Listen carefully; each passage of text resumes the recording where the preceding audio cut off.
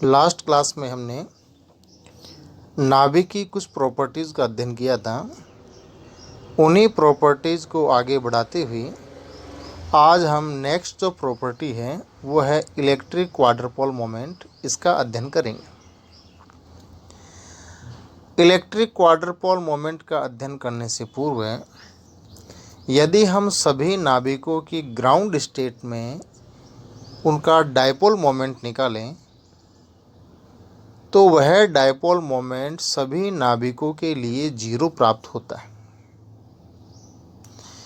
यदि सभी नाभिकों की ग्राउंड स्टेट और एक्साइटेड स्टेट में यदि डायपोल मोमेंट की वैल्यू निकालें तो वो डायपोल मोमेंट की वैल्यू हमें 0 प्राप्त होती है। और जब भी किसी सिस्टम के डायपोल मोमेंट की वैल्यू 0 प्राप्त हो, शून्य प्राप्त हो, तो यह जानना मुश्किल होता है कि उस सिस्टम में चार्ज डिस्ट्रीब्यूशन किस प्रकार का है, आवेश का वितरण किस प्रकार का है। और जहाँ डायपोल मोमेंट 0 हो गया और यह ज्ञात करना मुश्किल हो गया कि सिस्टम में आवेश का वितरण किस प्रकार से है, तो फिर वहाँ पर क्वाड्रपोल मोमेंट की इम्पोर्टेंस बढ़ जाती है। उस स्थिति में आवेश वितरण किस प्रकार से है वह ज्ञात करने के लिए हमें क्वाड्रपोल मोमेंट की वैल्यू ज्ञात होना अति आवश्यक होता है। और इलेक्ट्रिक क्वाड्रपोल मोमेंट की वैल्यू ज्ञात करने के लिए या इलेक्ट्रिक क्वाड्रपोल मोमेंट क्या होता है यह जानने से पहले हमें इलेक्ट्रिक मोमेंट का क्या अर्थ है वह जानना अति आवश्यक है। इसलिए हम सबसे पहले मीनिंग ऑफ इलेक्ट्रिक मोमेंट को लेंगे। और मीनिंग ऑफ इलेक्ट्रिक मोमेंट को ज्ञात करने के लिए हमने यहाँ पर एक पोस्टुलेट लिया है, परिकल्पना मानी है कि नाभिक में जितना भी धन आवेश है, नाभिक में सदैव पॉजिटिव चार्ज होता है, क्योंकि नाभिक में प्रोटॉन और न्यूट्रॉन रहते हैं। न्यूट्रॉन न्यूट्रल रहते हैं, उदासीन रहते हैं, कोई चार्ज नहीं होता। जो भी चार्ज होता है वो सिर्फ प्रोटॉन पर रहते हैं और प्रोटॉन पॉजिटिव चार्ज पार्टिकल है। इसलिए नाभिक में जितना भी आवेश है वो सबका सब प्रोटॉन का आवेश है, अर्थात धन आवेश। और प्रारंभ में हम यह मान लेते हैं कि नाभिक में जितना भी धन आवेश था वह सतत रूप से वितरित है। अब सतत रूप से वितरित होने का मतलब कैसे हो सकता है, गोलीय रूप में भी हो सकता है या किसी स्फेरॉइड रूप में भी हो सकता है, किसी भी रूप में हो सकता है। लेकिन कंडीशन हमने यह मानी है कि जो भी आवेश है वह सतत रूप से वितरित है। अब सतत रूप से वितरित होने का क्या अर्थ है कि नाभिक का चाहे आप कितना ही छोटे से छोटा पार्ट काट ले, अलग कर ले, उसकी चार्ज डेंसिटी सदैव कांस्टेंट मिलेगी। और चार्ज डेंसिटी का मतलब है कि नाभिक के पर यूनिट वॉल्यूम में कितना चार्ज है। वो यदि नाभिक के हर पार्ट में निकालें तो वो कांस्टेंट आना चाहिए। और अगर वह चार्ज डेंसिटी कांस्टेंट मिलती है तो हम कह सकते हैं कि नाभिक में आवेश वितरण कंटिन्यूअस है, सतत रूप से है।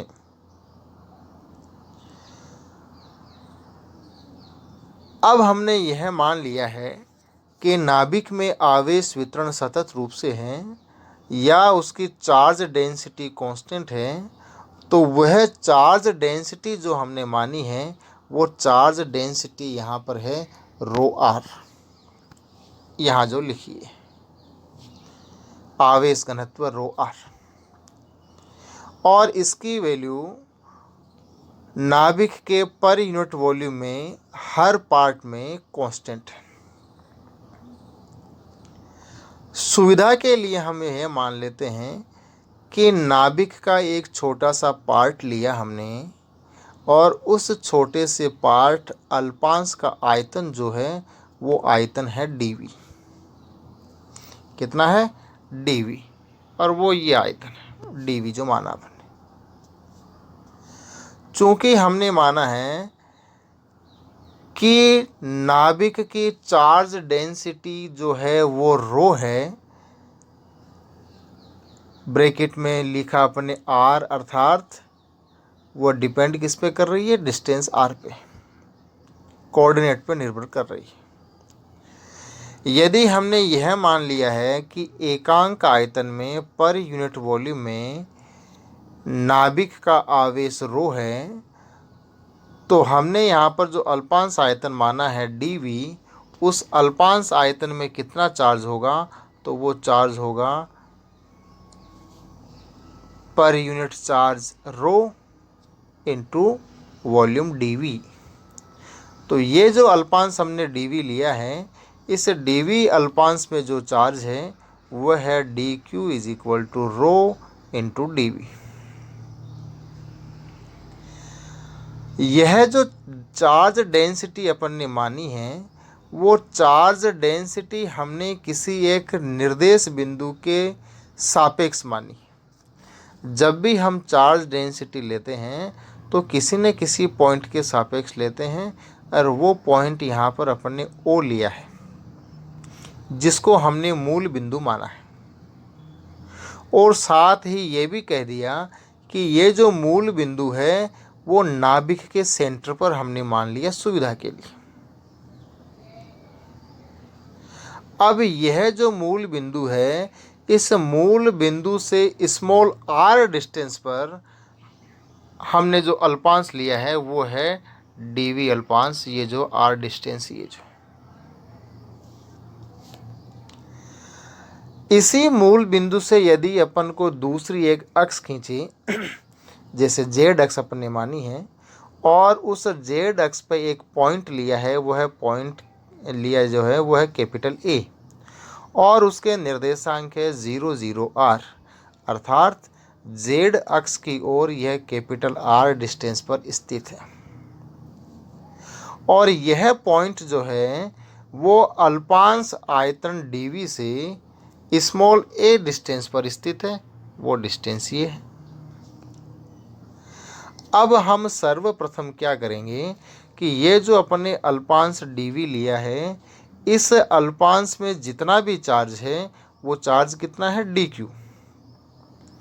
उस चार्ज के कारण इस A पॉइंट पर कितना पोटेंशियल होगा, कितना विभव होगा, और वो विभव की वैल्यू यहाँ पर हमने समीकरण नंबर 1 से दी है। किसी भी चार्ज के कारण जब अपन पोटेंशियल निकालते हैं तो पोटेंशियल का सामान्य से फॉर्मूला है कि d phi is equal to k q upon r, सामान्य फॉर्मूला।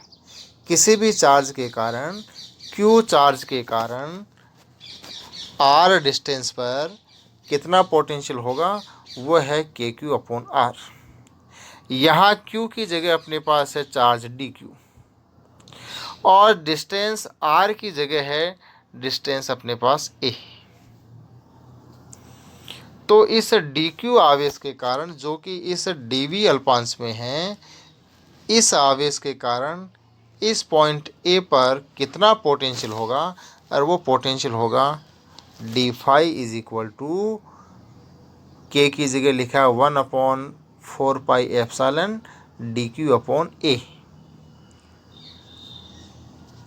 डी क्यू की जगह डी क्यू की वैल्यू रख दो, और वो डी क्यू की वैल्यू है अपने पास ये equation, d q is equal to rho into d v. ये हुई अपनी समीकरण नंबर 1।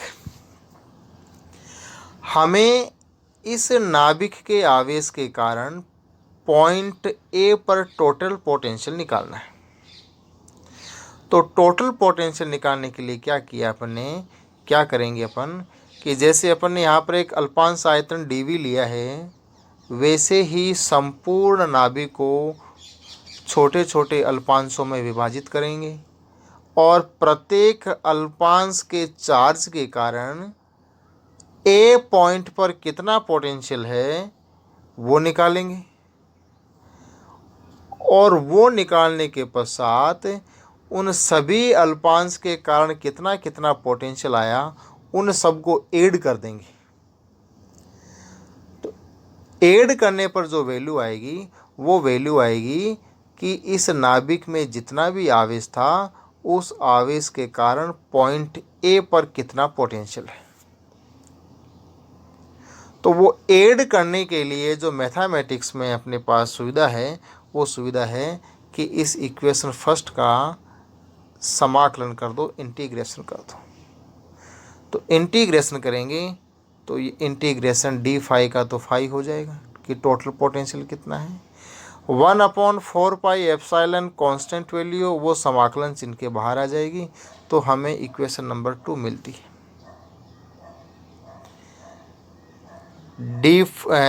डीवी अल्पांश में जो चार्ज था उस चार्ज के कारण पॉइंट ए पर कितना पोटेंशियल है वो समीकरण नंबर 1 से दिया आपने।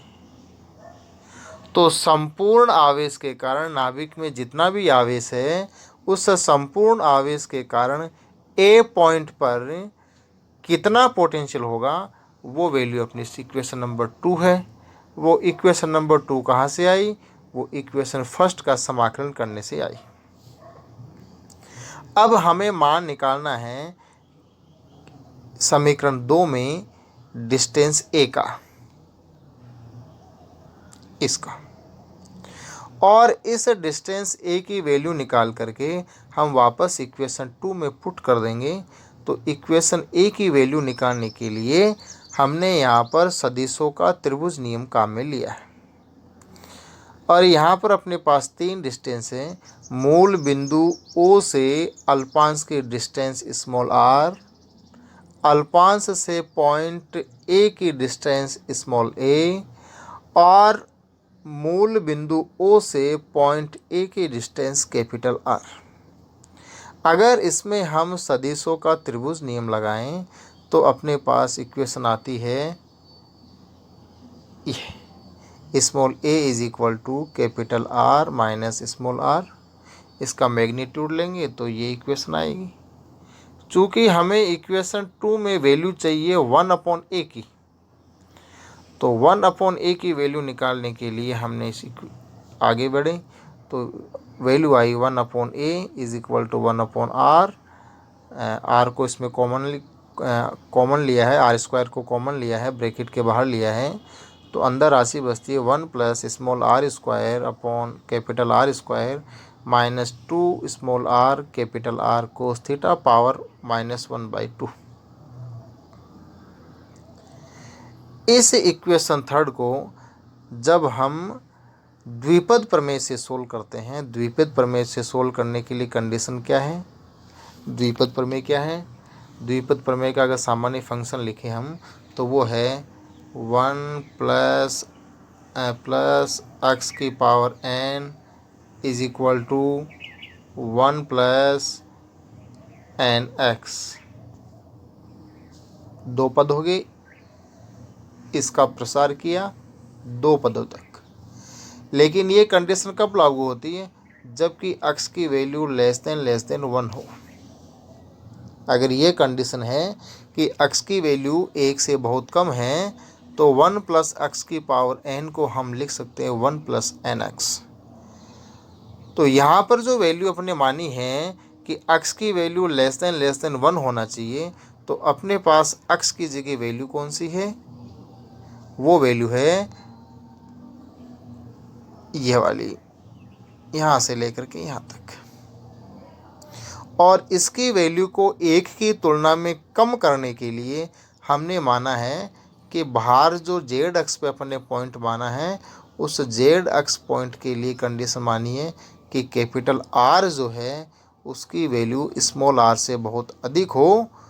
तो इस इक्वेशन फर्स्ट को अपन द्विपद प्रमेय से सोल्व कर सकते हैं।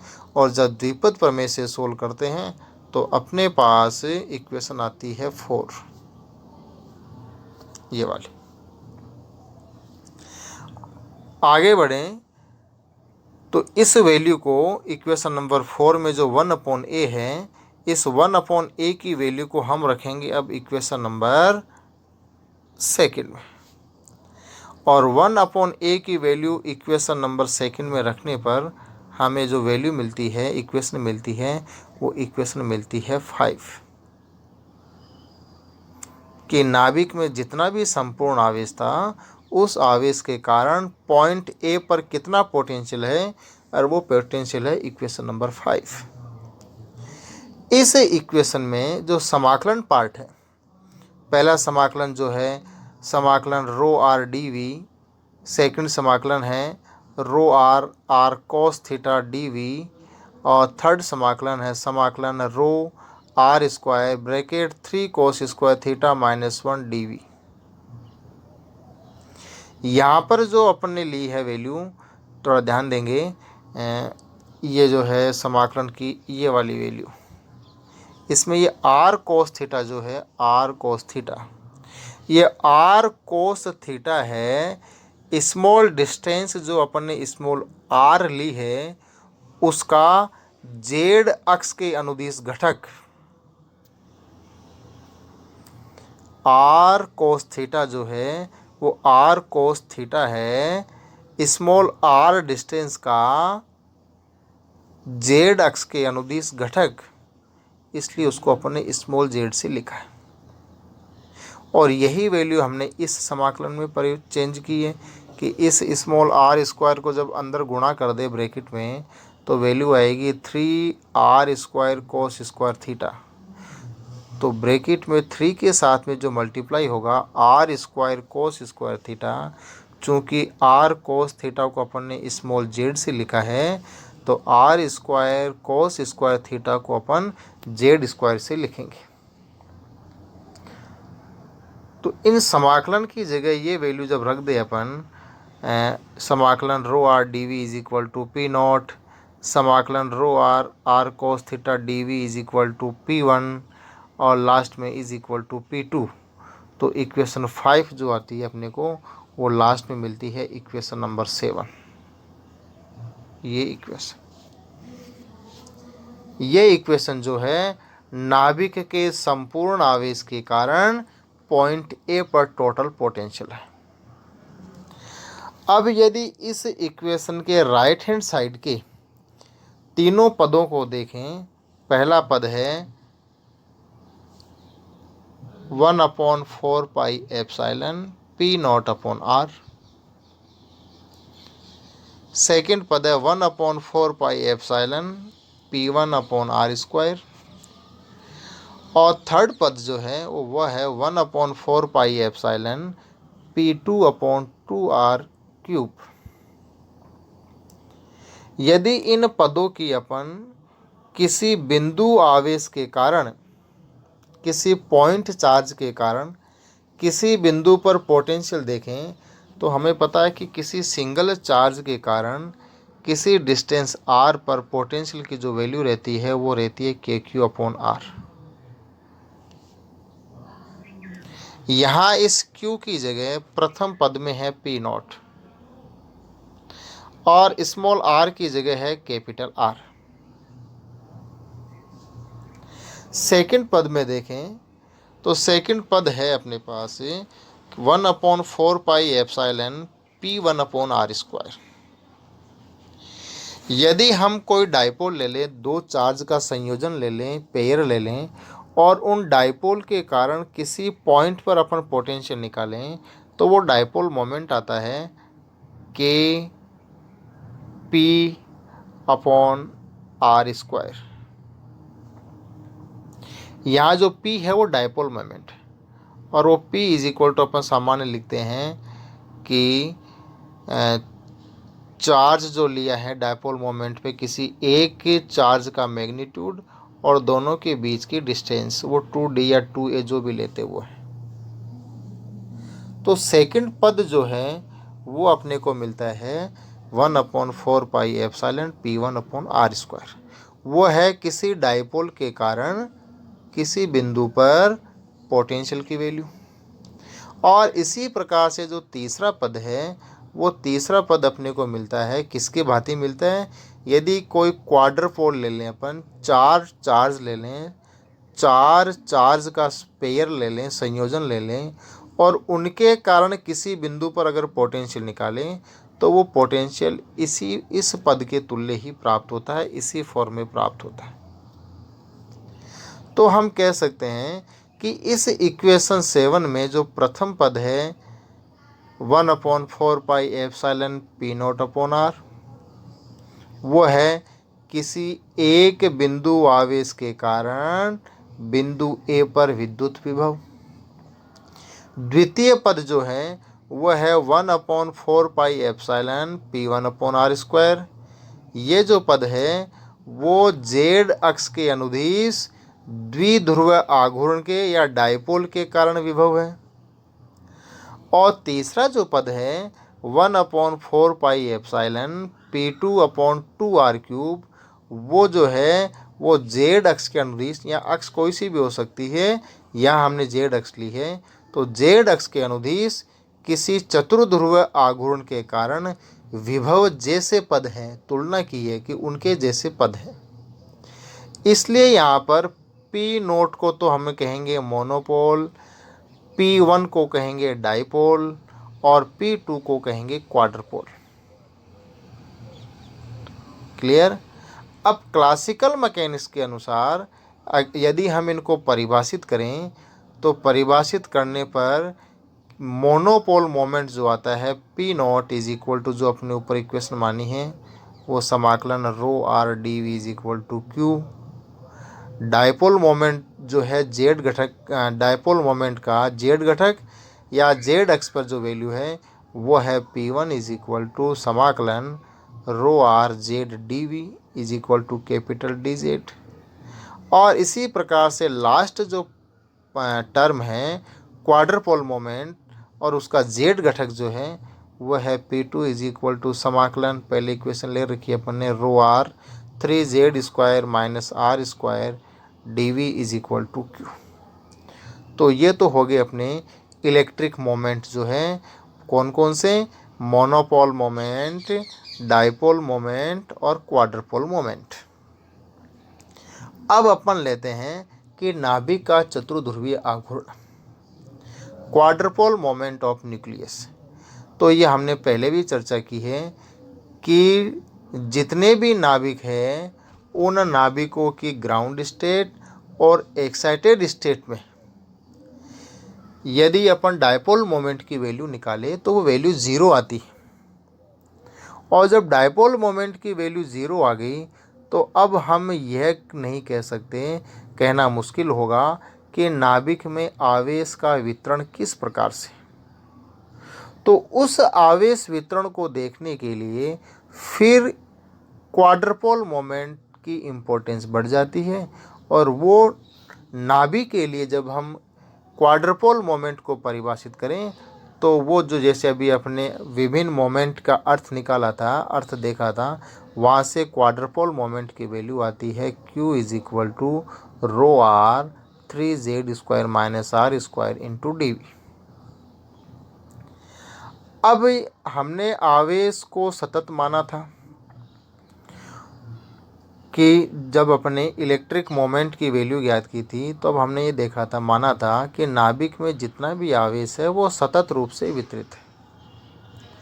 यहाँ पर ये जो इक्वेशन 9 है या इसके ऊपर जो इक्वेशन लिखी है अपने क्वाड्रपोल मोमेंट की, वो है नाभिक का चतुर्ध्रुव आघूर्ण। और इस इक्वेशन को देखें तो ये जो क्वाड्रपोल मोमेंट है, ये क्वाड्रपोल मोमेंट किस पर निर्भर कर रहा है? एक तो z को कंपोनेंट पे और एक स्मॉल r कंपोनेंट पे। ये दोनों ही कंपोनेंट जो है वो जिस पॉइंट पर अपन क्वाड्रपोल मोमेंट निकाल रहे हैं उस पॉइंट के कोऑर्डिनेट। कहने का अर्थ क्या हुआ कि ये जो क्वाड्रपोल मोमेंट है वह इन कोऑर्डिनेट पर निर्भर करेगा या आवेश की सममिति पर निर्भर करता है, कि इन कोऑर्डिनेट की वैल्यू कितनी कितनी है उस पर निर्भर करेगा।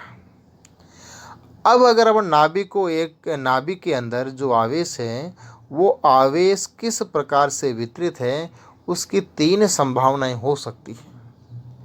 पहली संभावना यहाँ पर फिगर जो दिया है ए है कि बिल्कुल स्फेरिकल सिमेट्री हो, कि वह गोलीय सममित आवेश वितरण हो। सेकंड जो दी है फिगर बी, उसमें आवेश प्रोलेट स्फेरॉइड की तरह वितरित हो सकता है। और थर्ड जो दिया है कि नाभिक में आवेश ऑबलेट स्फेरॉइड के रूप में हो सकता है, अगर इनको गोलीय रूप में मानते हैं तो। ये तीन संभावनाएं। तो सबसे पहले पहली संभावना लेते हैं कि मान लेते हैं कि यदि नाभिक में आवेश जो है गोलीय सममित रूप से है, कि तीनों डायरेक्शन में समान रूप से स्ट्रेस्ड है, तो उस स्थिति में आर स्क्वायर की वैल्यू जब अपन निकालते हैं तो वो आती है x square plus y square plus z square. और जब हमने ये मान लिया कि आवेश गोलीय सममित रूप से वितरित है, तो उस स्थिति में एक्स वाई और जेड कंपोनेंट की वैल्यू इक्वल होगी। तो उस स्थिति में आर स्क्वायर आता है is equal to 3z square. जब R square is equal to 3z square value हम इस इक्वेशन में रखते हैं, कौन सी में, इसमें ले लेते हैं, r square is equal to रखेंगे 3z स्क्वायर, तो क्वाड्रपोल मोमेंट कितना प्राप्त होगा, ब्रैकेट की वैल्यू इक्वल 0 हो जाएगी। तो इक्वेशन आती है कि इस स्थिति में नाभिक का क्वाड्रपोल मोमेंट 0 प्राप्त होता है। तो अब हम कह सकते हैं कि जिन नाभिकों के लिए इलेक्ट्रिक क्वाड्रपोल मोमेंट शून्य होता है, यदि किसी नाभिक का इलेक्ट्रिक क्वाड्रपोल मोमेंट ज्ञात किया जाए, तो उस नाभिक में आवेश वितरण किस प्रकार का है, उस नाभिक में आवेश वितरण है गोलीय सममित रूप में। सेकंड कंडीशन, सेकंड फिगर को लेते हैं कि यदि नाभिक में आवेश वितरण, फिगर बी जो है वो है प्रोलेट स्फेरॉइड, और वो है कि जेड अक्ष के अनुदिश स्ट्रेस्ड है, जेड अक्ष के अनुदिश तनित है। और जेड अक्ष के अनुदिश तनित होने का मतलब है बाकी के दो कंपोनेंट बच गए अपने पास, एक्स और वाई। तो एक्स और वाई की वैल्यू जेड से कम है, या जेड कंपोनेंट की वैल्यू एक्स और वाई से अधिक है। और इस स्थिति में यदि हम वैल्यू रख करके इक्वेशन इसको सोल्व करें कि जेड की वैल्यू एक्स और वाई कंपोनेंट से अधिक है, तो उस स्थिति में क्वाड्रपोल मोमेंट की वैल्यू जो है वो क्वाड्रपोल मोमेंट की वैल्यू अपने को मिलती है ग्रेटर देन 0, 0 से अधिक मिलेगी। यहाँ से हमें पता चलता है कि यदि किसी नाभिक का क्वाड्रपोल मोमेंट ग्रेटर देन 0 है, तो हम कह सकते हैं कि उस नाभिक में आवेश वितरण किस प्रकार से है, वो है दीर्घाक्ष गोलाभ या प्रोलेट स्फेरॉइड। लास्ट जो है वो है कि तीसरी संभावना जो है वो जो है कि नाभिक में आवेश किस प्रकार से वितरित हो सकता है, वो ये है ऑबलेट स्फेरॉइड। और इस स्थिति में देखें तो जो आवेश का वितरण है वो जेड अक्ष के अनुदिश तनित नहीं है। इसका अर्थ ये हुआ कि बाकी के जो दो कंपोनेंट बच गए एक्स और वाई, वो एक्स और वाई कंपोनेंट जो है उनकी वैल्यू इस जेड कंपोनेंट से अधिक होगी, पहले वाले से विपरीत, फिगर बी के विपरीत। और उस स्थिति में यदि हम वैल्यू निकालें क्वाड्रपोल मोमेंट की, तो वो वैल्यू आती है अपने पास less than 0, Q less than 0, ये वाली स्थिति। अब हम कह सकते हैं कि यदि किसी नाभिक का क्वाड्रपोल मोमेंट निकाला जाए और वो क्वाड्रपोल मोमेंट लेस देन 0 हो, तो उस नाभिक में आवेश वितरण किस प्रकार से होगा, और वो होगा ऑबलेट स्फेरॉइड के रूप में, कि उस न्यूक्लियस में, उस नाभिक में आवेश वितरण जो है वो ऑबलेट स्फेरॉइड के रूप में है। तो ये तो हुई अपने नाभिक का क्वाड्रपोल मोमेंट। अब जिस प्रकार से हमने नाभिक का मास हमने जिस यूनिट में मेजर किया था वो था एटॉमिक मास यूनिट, और इन फॉर्म ऑफ एनर्जी में मिलियन इलेक्ट्रॉन वोल्ट में लिया था। ठीक उसी प्रकार से इस नाभिक का ये जो क्वाड्रपोल मोमेंट निकाला है, इस क्वाड्रपोल मोमेंट को मेजर करने की भी एक यूनिट है, और वो यूनिट कौन सी है? उस यूनिट को कहते हैं हम बार्न। नाभिकीय क्वाड्रपोल मोमेंट को मेजर करने की जो यूनिट है, और वो यूनिट है बार्न। और एक बार्न इज इक्वल टू होता है 10⁻⁻28 मीटर स्क्वायर, और सेंटीमीटर में कन्वर्ट करें तो ये वैल्यू आती है 10⁻24 सेंटीमीटर स्क्वायर। इम्पोर्टेंट है, कई बार कंपटीशन एग्जाम में भी इस क्वेश्चन को पूछा गया है कि नाभिकीय क्वाड्रपोल मोमेंट का मात्रक क्या है, यूनिट क्या है, तो वो है एक बार्न इज इक्वल टू, या मात्रक क्या है? बार्न, और उसकी वैल्यू मीटर में कितनी है, मीटर स्क्वायर में कितनी है, वो है 10⁻⁻28 मीटर स्क्वायर। सेंटीमीटर में कितनी है? 10⁻⁻24 सेंटीमीटर स्क्वायर। अब ये जो मीटर स्क्वायर और सेंटीमीटर स्क्वायर है, ये किसके यूनिट है? ये एरिया की है। तो जो इलेक्ट्रिक क्वाड्रपोल मोमेंट या नाभिकीय क्वाड्रपोल मोमेंट की जो यूनिट है, वो एरिया की यूनिट के इक्विवेलेंट है, लेकिन वैल्यू जो है वो बहुत कम है, 10⁻⁻28 और -24 की फॉर्म में। तो इसको 10⁻⁻28 मीटर स्क्वायर बोलने की जगह हम कहेंगे कि एक बार्न। तो याद रखिए कि नाभिकीय क्वाड्रपोल मोमेंट की जो यूनिट है, जिस यूनिट में इसको मेजर किया जाता है, वो यूनिट है बार्न। कंपटीशन एग्जाम में क्वेश्चन आता है, इंपॉर्टेंट क्वेश्चन है। अगली प्रॉपर्टी अब हम नेक्स्ट क्लास में देखेंगे। धन्यवाद।